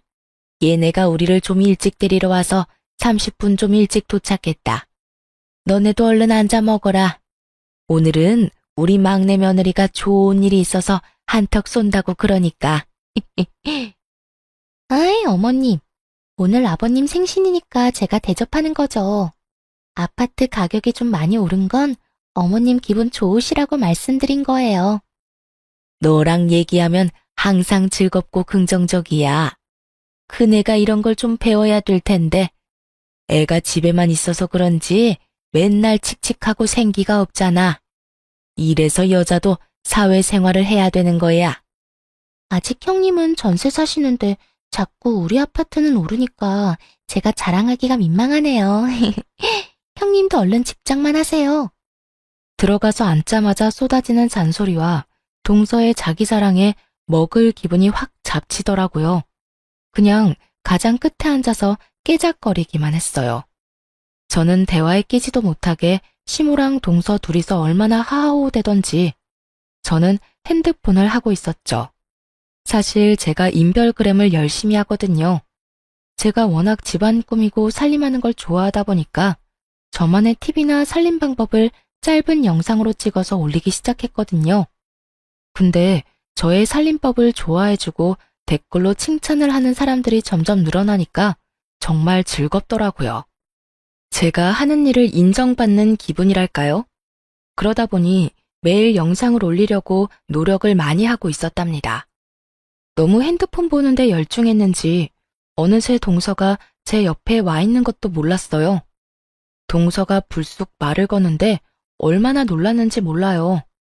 형님, 아버님, 어머님 다 계신데 애도 아니고 핸드폰에 정신 팔려서 뭐해요? 진짜 지금 하는 것만 봐도 얼마나 편하게 사는지 보이네요. 부럽네요, 아주. 잠깐 좀 본 거 가지고 뭔 말을 그렇게 해? 그리고 왜 남의 핸드폰은 몰래 보고 그래? 봐도 뭐 별것도 안 하네요. 그런 소셜 네트워크 많이 하는 사람들, 난 진짜 이해 못하겠어요. 그 무슨 축구 감독 퍼거슨? 그 사람도 그랬잖아요. 그런 거 하는 건 인생 낭비라고요. 그 시간에 좀 생산적인 걸 해요. 맏며느리가 돼서 내가 진짜 한심해서 못 보겠다. 너는 맏며느리가 돼서 너 동서가 이 비싼 소갈비 턱턱 사는데 뭐 보고 배우는 거 없니? 고기가 잘도 넘어가니? 속도 좋다. 어머님은 제가 뭘 하는지 모르시면서 무턱대고 그런 말씀을 하세요. 애들도 있는데 저한테 그런 말 좀 그만하세요. 어른이 어른다운 모습을 보여줘야 애들도 보고 배우는 거 아니니? 좋아 좀 봐라. 자기 엄마 닮아서 어린 나이에도 얼마나 의젓하고 얌전해. 현철이 너 똑바로 들어라. 내가 오늘같이 좋은 날 이런 말까지 하고 싶지는 않았지만은 너도 세월이 갈수록 네 동생이랑 점점 비교된다는 거 느끼지? 어이 엄마, 또 뭔 그런 소리를 해요. 형이랑 형수 잘 살고 있는데. 우리도 돈은 많이 벌지만 모으는 건 별로 없어요. 이 사람 씀씀이가 커서. 동서가 도련님을 휙 째려보고는 입을 막더군요. 그런 모든 모습을 보고 있는 남편은 그냥 허허거리면서 보기만 하고요. 제가 그렇게 말을 했는데 또 가만히처럼 가만히 있으니 얼마나 열이 받겠어요. 제가 남편 옆구리를 푹 찌르니 그제야 한 소리 하더군요. 엄마, 이제 그런 소리 좀 그만해요. 뭐 그럼 이제라도 마누라를 바꿔요? 우리 잘 살고 있는데 엄마가 그런 소리 할 때마다 이 사람이 얼마나 속상해하는지 몰라요. 이제 좀 그만하세요. 우리 둘이 알아서 사는 거니까. 내가 보고 있으면 열통이 터져서 그런다. 다른 맏며느리들은 그냥 계절마다 비싼 옷을 척척 사다 주고 동남아며 호주로 여행도 보내준다는데 네가 능력 없는 마누라를 얻어서 맨날 벌어도 집 하나 못 사고 그 모양으로 사는 거 아니니? 아파트라도 하나 사놨으면 지금 네 동생네처럼 값이 많이 올랐을 거 아니냔 말이야. 능력이 없으면 돈이라도 잘 풀리던가. 어허 참, 이제 그만 좀 해. 좋은 마음으로 먹은 소고기 다 체하겠네. 그네도 네 어머니 말씀 너무 마음에 담아두지 말아라. 그만하긴 뭘 그만해요. 현철이 너 말 한번 잘 꺼냈다. 그래, 그렇게 미련하게 밥만 축내는 마누라 갖다 버리고 능력 있는 새 마누라 얻어라. 앞으로 살 날이 몇십 년인데 그게 낫겠다. 저는 시모의 독버섯 같은 말에 너무 화가 났어요. 더군다나 우리 애들도 그 말을 다 듣고 기가 푹 죽어서 제 눈치만 보고 있는 걸 보니 속에서 불이 치밀더군요. 우리 애들이 도대체 무슨 죄인가요? 저는 더 이상 참지 못하고 자리를 박차고 일어났어요. 그게 지금 손자들 있는 데서 할 소리예요? 어머니나 할 말 못할 말 구별 좀 하고 사세요. 네, 어머니 소원대로 내가 이혼해줘야겠네요. 앞으로 나는 그쪽 며느리 아니니까 앞으로 보지 말고 살자고요. 어머머, 얘가 이제 하다 시어머니한테 막말까지 하네. 능력 없으면 납작 엎드려서 잘못했다고 살 것이지. 네가 뭔데 인연을 끊자는 거야? 나 같은 며느리 필요 없다면서요. 근데 시모 대접은 또 받고 싶어요. 제일 좋아하는 막내 며느리나 옆에 끼고 평생 사세요. 난 이제 며느리 역할 그만할 거니까. 당신 진짜 이혼당하기 싫으면 당장 지금 일어나. 저는 아이들을 데리고 밖으로 나가버렸어요. 남편은 제 말이 무서웠는지 엉거주춤 따라 나오더라고요. 돌아가는 차 안에서 누구도 한마디도 하지 않았어요. 아이들도 눈치가 있는지 조용히 집에 가더군요. 집으로 가는 동안 제 핸드폰으로 시모의 전화가 계속 왔지만 받지 않았답니다. 집에 와서 한참 후에 남편이 제 옆에 쓱 오더군요. 엄마가 나한테도 전화 엄청 오셨어. 엄청 화나셔서 당장 전화해서 사과 안 하면 진짜 이젠 안 보신대. 이제 그만 사과드려. 내가 뭘 잘못했다고 사과를 해? 당신도 진짜 웃긴다. 내가 그런 수모를 당하고 있으면 당신 엄마 좀 당신이 알아서 막아달라고 했지. 그게 그렇게 어려워? 아까 식당에서 말씀드렸잖아. 그러지 말라고. 그렇게 친절하게 말해서 잘도 알아듣겠다. 나 진짜 당신 어머니랑 이제 인연 끊을 거야. 그거 싫으면 이혼해. 이렇게 살면 나 진짜 암 걸려서 죽을 것 같으니까. 내가 다음번엔 진짜 확실하게 말할게. 어떻게 가족 사이에 안 보고 살아. 나한테 가족은 나한테 상처 안 주는 사람이야. 나 정신병 걸리게 하는 사람들이 아니고. 나 진짜 당신이랑 이혼할 각오 되어 있어. 당신 가족들한테도 정 떨어졌고 와이프 하나도 못 지켜주는 남자랑 살면 뭐 하겠어? 그동안 바람막이 못한 당신 잘못도 커. 그니까 선택해. 나랑 이혼하던지 아님 당신 엄마랑 이제 인연 끊고 사는 거 받아들이던지. 남편은 말없이 제 눈을 바라보더군요. 제 결연한 진심이 느껴졌는지 남편도 그동안은 다른 진지한 목소리로 대답을 하더라고요. 당신 말 잘 알았어. 나한텐 당신이랑 애들이 내 소중한 가족이야. 앞으로 우리 어머니 안 봐도 상관없어. 당신이 그렇게 괴로우니까 안 보는 게 좋을 것 같아. 내가 앞으로 우리 어머니는 확실히 막을게. 많이 늦은 감이 있지만 그래도 남편이 그렇게 말해주니 고마운 마음이 들더라고요. 그리고 놀랍게도 그 약속을 하고 6개월 동안 시모의 연락을 철저히 막아주더라고요. 시모가 엄청 답답했는지 한 번은 주말에 집으로 쳐들어왔더라고요. 당연히 문도 안 열어줬을 텐데 하필 둘째가 벨소리를 듣고 나가서 할머니라고 문을 활짝 열어줬더라고요. 거실에 아이들과 함께 있던 저는 갑작스러운 시모의 등장에 진짜 동상처럼 얼어버렸죠. 너무 기가 막힌 게 시모가 저한테 달려오다시피 해서 제 등짝을 또 퍽퍽 때리는 거예요. 네가 감히 나를 물러봐? 시어미가 전화해도 안 받고 인연 끊겠다고? 우리 손자들이 이렇게 있는데 내 새끼들하고 인연을 끊게 만들겠다 이거야? 이 못된 거사. 저는 벌떡 일어나서 시모의 손을 확 잡았어요. 어머니야말로 나한테 그렇게 상처 주고 동서랑 차별하는 거 미안하다고 해야 되는 거예요. 나한테 한 번이라도 고맙다 미안하다 해봤어요. 네가 우리 아들을 망치고 있는데 내가 왜 너한테 고맙다고 해야 되니? 난 정말 애들만 아니면 우리 아들이랑 너랑 이혼시키고 싶은 사람이야. 남편이 처음으로 자기 엄마한테 큰 소리를 버럭 질렀어요. 왜 남의 집에 와서 소란이에요? 이 사람이 어머니 안 본다면 나도 안 보고 살 거예요. 나한테 가족은 애들이랑 내 처고 내가 지켜야 될 가족은 이쪽이에요. 더 이상 이 사람한테 상처 그만 주고 나가요. 계속 이런 식이면 나 진짜 엄마 안 봐요? 어머, 너 네가 어떻게 나한테 그런 말을 하니? 제가 너를 이렇게 망쳐놨어. 그렇지? 넌 사춘기 때도 나한테 싫은 소리 한 번 안 하던 애다. 여자 때문에 이렇게 변해? 당신도 그만 방으로 들어가. 내가 알아서 할 테니까. 너희들도 일단 방으로 들어가 있어. 시모는 자기 아들의 행동에 충격을 받았는지 멀거니 아들만 쳐다보고 있더군요. 남편이 저를 안방으로 밀어넣고 문을 팍 닫아버렸어요. 남편이 시모를 밖으로 나가게 하는지 고함 소리와 함께 소란스러웠어요. 곧이어 문이 쾅 닫히는 소리가 들렸답니다. 이제야 제대로 남편 역할을 해주는구나 싶었죠. 덕분에 설날 명절에도 우리 가족끼리 오랜만에 지방으로 여행도 가봤네요. 혼자 그 많은 전 부치고 음식하느라 명절 때면 기름에 찌들어 있었는데 이렇게 아이들과 호텔에서 맛있는 밥 먹으며 바다를 보고 있으니 가슴이 탁 트이는 것 같았답니다. 역시나 가장 좋은 건 시모와 동서를 안 본다는 거였어요.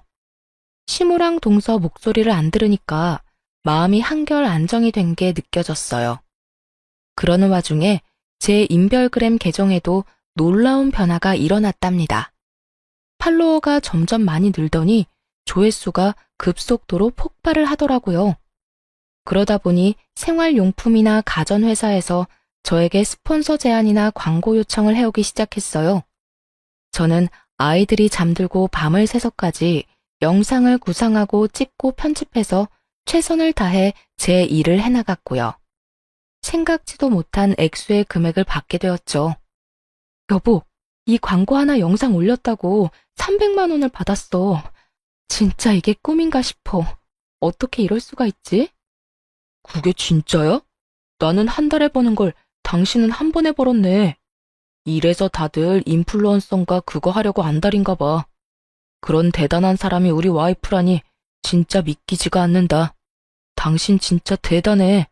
수입이 기하급수적으로 늘어나는 것도 정말 신기하고 믿어지지 않았지만 제가 가장 감사하는 건 바로 저에 대한 긍정적인 반응들이었어요. 시모와 동서는 저를 돈도 못 버는 살림하는 식충이 취급을 했지만 제 영상에 댓글을 달아주는 사람들은 오히려 저의 살림 솜씨를 배우고 싶어 했거든요. 시모한테 상처받았던 마음이 얼굴도 모르는 많은 분들의 따뜻한 댓글에 치유가 되는 기분이었어요. 어떨 때는 감동적인 댓글을 몇 번이나 읽으면서 눈물을 흘리기도 했답니다.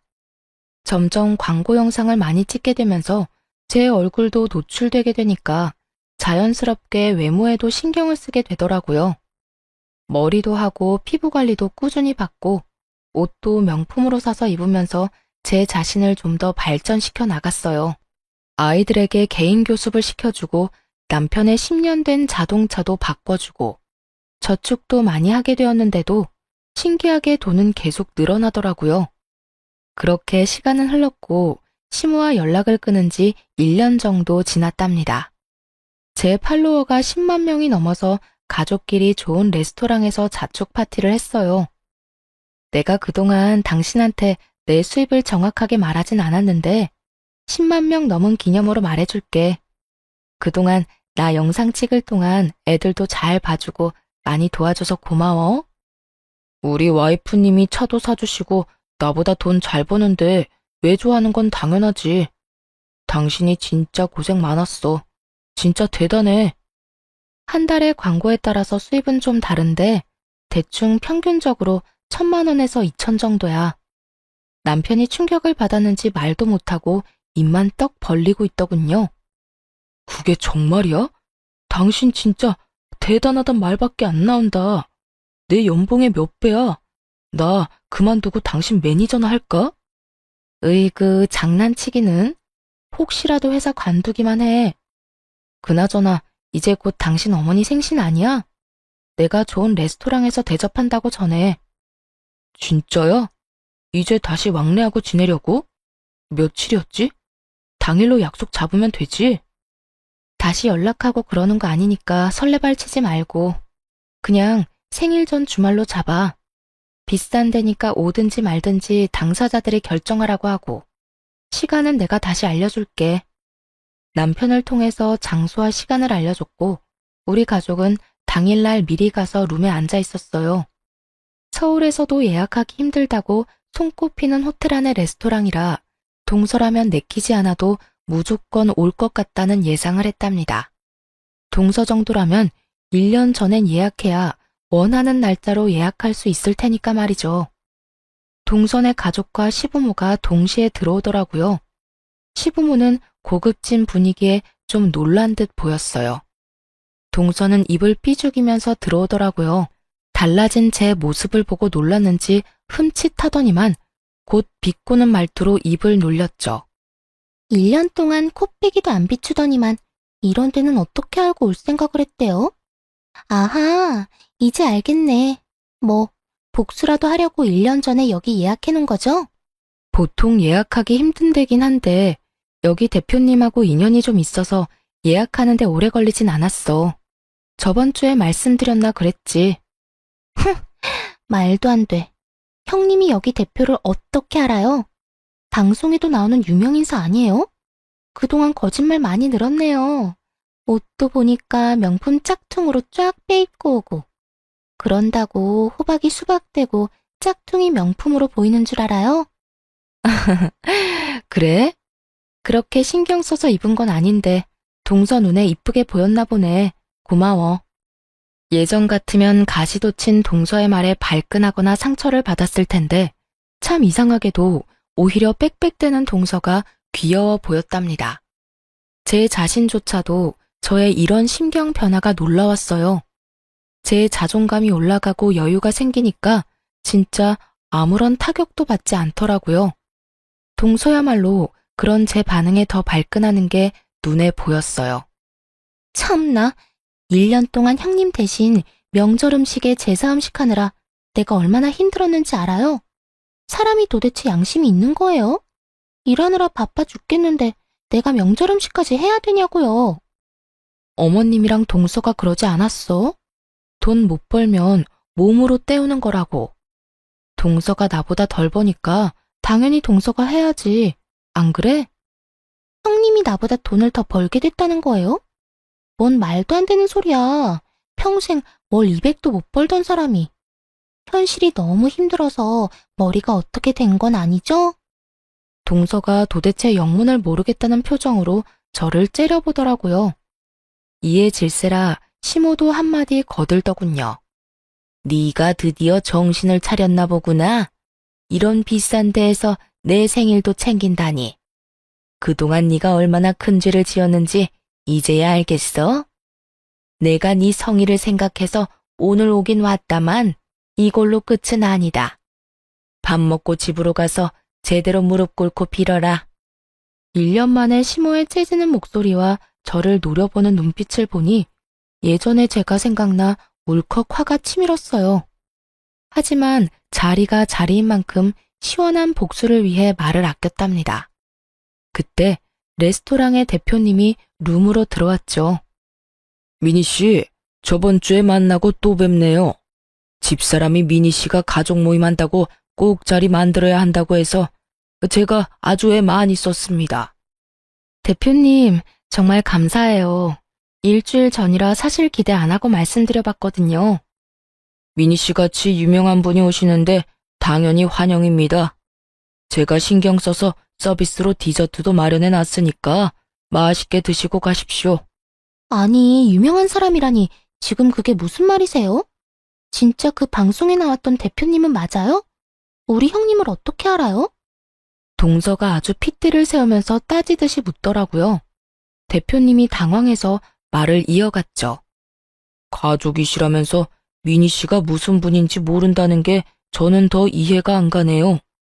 유명한 인플루언서 송이맘을 몰라요?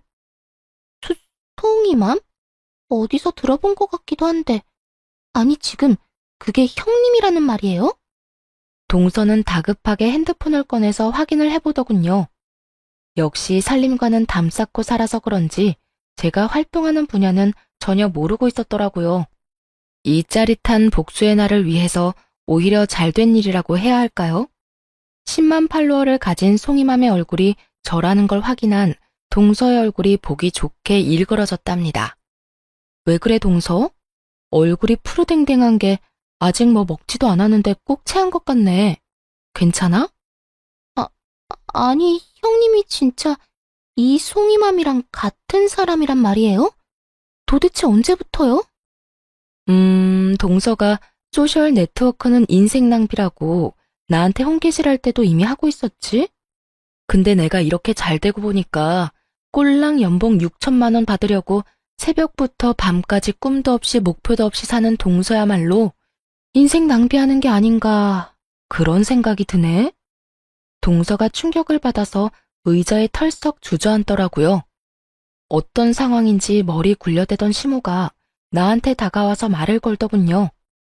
그러니까 그네가 요즘에 돈을 그렇게 많이 번다는 유튜버인가 뭐 그런 거란 말이야? 이건 유튜브는 아닌 것 같은데 어쨌든 돈을 잘 번다 이거지? 얼마나 많이 버는데? 얘, 옆에 앉아서 얘기 좀 들어보자. 동서는 내가 얼마 정도 벌 것 같아? 연봉 6천이면 한 달에 얼마지? 꼴랑 500도 안 되네? 어머머, 그럼 네가 그거보다 더 많이 번다는 거니?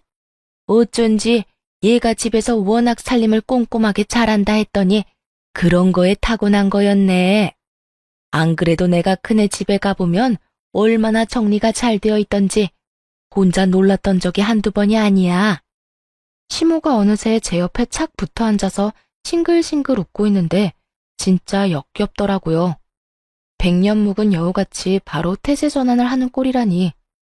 나이 들어서 사람이 이렇게 추해도 되는 건가요?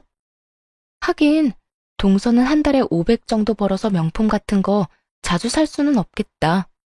생일 때나 마음 먹고 한 개 할부로 사고 그러는 거 아니야? 그러니까 이 옷이 진짠지 짝퉁인지 구별도 못하지. 이 가방은 로고가 드러나는 게 아니라 아예 전혀 몰랐겠다. 명품 보는 안목 좀 키워야겠다, 동서.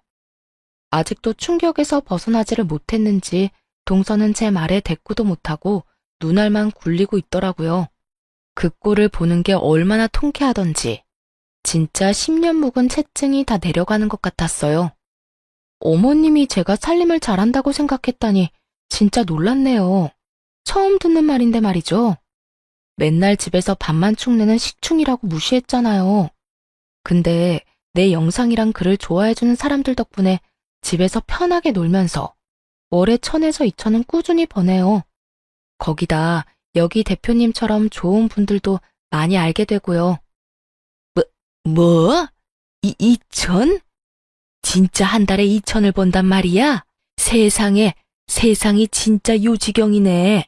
일을 안 하고 그렇게 많이 번단 말이야? 우리 맏며느리가 아주 성공했네. 성공했어. 경사났어. 시모가 한바구음을 지으면서 아주 어깨춤이라도 출 기세였어요. 그 꼴을 보니 앞으로 보게 될 시모의 표정이 어떨지 아주 기대가 되더라고요. 나는 네가 이렇게 잘 될 줄 알았다. 뭐 하나를 해도 아주 꼼꼼하게 잘하고 그러잖니. 내가 그동안 서운하게 했다면 오늘 이 자리에서 얘기로 다 풀어보자. 내가 너한테 모진 소리를 한 거는 다 너 잘 되라고 그런 거야. 결국엔 이렇게 잘 됐잖아. 거기에 내 공도 있는 거다. 그럼요. 어머니 역할이 아주 컸죠. 일이 안 풀리거나 힘들 때마다 어머니랑 동서 생각하면서 이를 악물고 버텼거든요. 꼭 잘 돼서 두 사람이 환장하는 꼴 제대로 보고 싶었거든요. 얘 큰애야. 무섭게 그게 무슨 말이니? 내가 앞으로 너한테 아주 충성을 하면서 잘하마. 내가 도와줄 거 있으면 다 말해. 내가 다 도와주마. 그리고 둘째 너도 형님한테 싸가지 없게 대한 거 얼른 사과하지 못해? 앞으로도 명절이며 제사며 음식은 다 네가 해라. 네 형님같이 큰이라는 사람이 그런 거에서 되겠어? 어머니, 제가 그동안 어머니한테 해드린 게 얼만데 어떻게 그렇게 돌변을 하세요? 제가 왜 명절 음식을 해요? 이 집구석이 뭐가 그렇게 대단하다고 며느리가 무슨 봉인 줄 아나. 저도 형님처럼 안 보고 살면 그만이고요. 저도 편해요. 아님 이참에 아예 이혼해버릴까 봐요. 어차피 이 인간 버는 대로 족족 써서 모은 돈도 없다고요. 내가 그동안 말을 안 해서 그렇지 내 속을 누가 알아? 아니 이게 그동안 오냐오냐 해줬더니 어디서 큰 소리야? 얘 큰애야. 이런 싸가지 없는 애는 그러려니 해라. 저런 애 안 보고 살면 그만 아니니? 그치? 시모는 어떻게든 저를 붙잡으려고 아주 애원을 하더라고요. 동서는 저한테 지기 싫어서 이를 악물고 있고 말이죠. 그래서 마지막으로 강력한 한 방을 날려줬죠. 난 당신들 다시 볼 생각 죽어도 없거든요. 아, 그리고 동서가 죽기 전에 살아보고 싶다던 그 아파트 있잖아. 우리 거기 자가로 사서 나 거기 살아. 우리 사이에 직접 초대는 좀 그렇고 내 계정에 집 사진도 많이 올리니까 보고 싶으면 거기서 보던가. 말도 안 돼. 거기가 얼마나 비싼 덴데 나도 아니고 감히 형님이 살 수가 있어? 진짜 아무리 생각해도 어이없네. 형님이 나보다 공부를 잘했어요. 좋은 대학을 나왔어요. 대기업에서 일한 적이 있어요?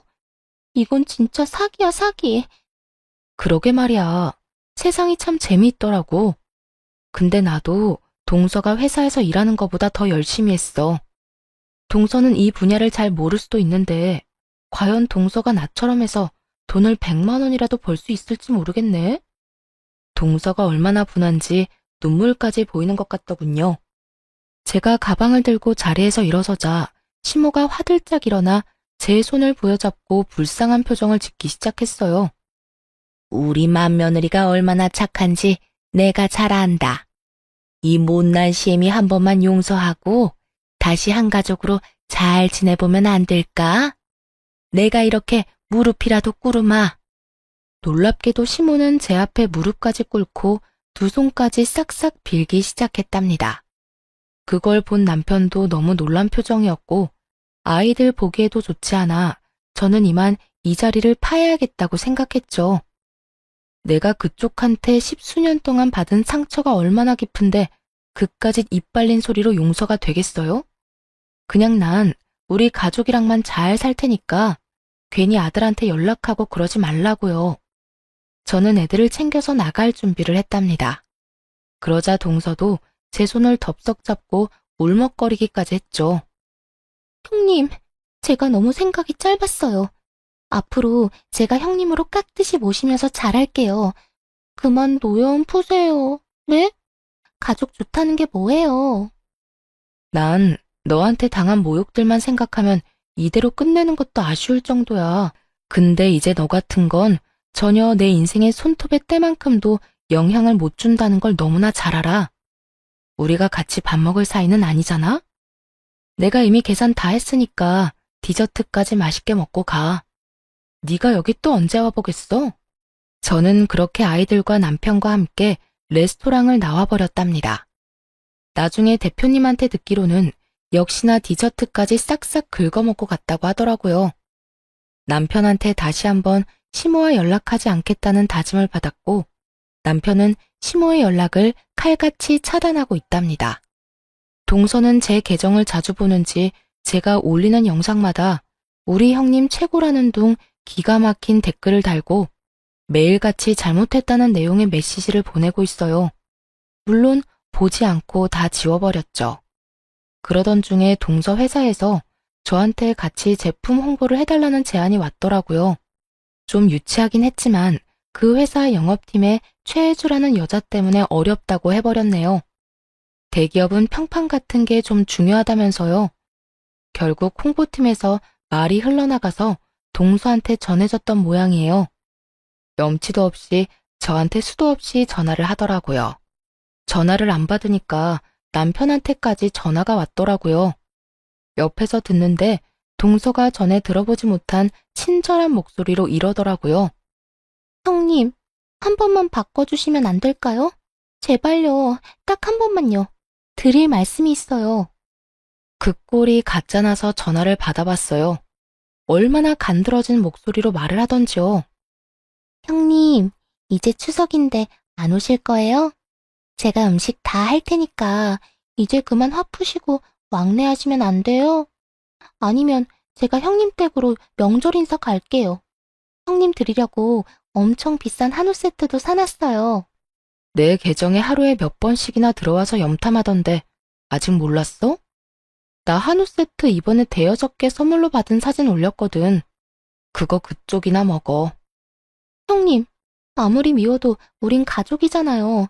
형님한테 사과를 하고 싶어도 만나줘야 하죠. 제가 메시지도 엄청 보내는데 답도 없으시고 진짜 서운해요, 형님.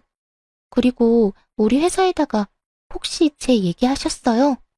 그건 또 뭔 말이래? 네가 나한테 준 수모가 고작 미안하다는 한마디로 다 괜찮아질 일이야? 참 낯짝도 두껍다. 이제 곧 인사고과 있는데 회사에 저에 대한 안 좋은 소문이 나와서요. 제가 형님 남편이랑 바람이 났다느니, 제가 고등학생 때 형님 왕따를 시켰다느니, 진짜 말도 안 되는 소리라 너무 기가 막히죠? 아무래도 형님이 우리 회사랑 같이 일을 좀 해주시고 해명도 좀 해주시면 정말 감사할 것 같아요. 내가 들어줄 거라고 생각하고 말하는 거 아니지? 그동안 너 잘난 맛에 살았는지 몰라도 앞으론 좀 너도 당해봐. 내가 힘 닿는 데까지 너 망하라고 평생 고자 지내줄 테니까. 그렇게 전화를 끊어버린 이후로 그쪽 인간들과 연락한 적은 없어요. 동서에 대한 소문하고 그동안 회사에서 해왔던 싸가지 없는 행실 때문에 그렇게 기다렸던 승진도 물 건너갔다고 하더라고요. 저는 지금도 제 인별그램 계정 잘 운영하면서 아주 바쁘게 지내고 있답니다. 남편은 제가 이제 가장이라면서 매일 가장님이라고 부르며 장난치듯이 떠받들어주는데 기분이 나쁘진 않네요. 처음 시작했을 때는 영상 하나 올리면 큰 돈을 주니까 이렇게 돈을 벌어도 되는 건지 불안하기도 하고 이상한 마음도 들었는데요. 이젠 많이 익숙해졌고 소속사도 생겨서 더욱 안정적으로 운영을 하고 있답니다. 시모는 어떻게든 제 덕 좀 보려고 남편을 볶아대는 것 같은데 묵묵히 자기 엄마의 폐악질을 다 받아내고 있는 남편한테 새삼스레 미안해지네요. 그래도 저는 절대 시모와 동서와 다시는 상종하지 않을 거예요. 누군가는 저한테 운이 엄청 좋았다고 말하기도 하고 질투 섞인 비아냥을 보낼 때도 있고요. 그럼에도 불구하고 저는 제가 잘하는 일을 찾아서 무언가를 새롭게 만드는 일을 하게 된 것이 정말 자랑스럽고 즐겁답니다. 여러분도 대단한 게 아니어도 다른 사람보다 분명히 나은 점이 있을 거예요. 안 된다고 생각하지 말고 무슨 일이든 한번 해보자는 마음으로 도전해 보시라고 말씀드리고 싶어요. 제 사연을 들어주신 모든 분들 정말 감사하고요. 항상 건강하시기 바랍니다.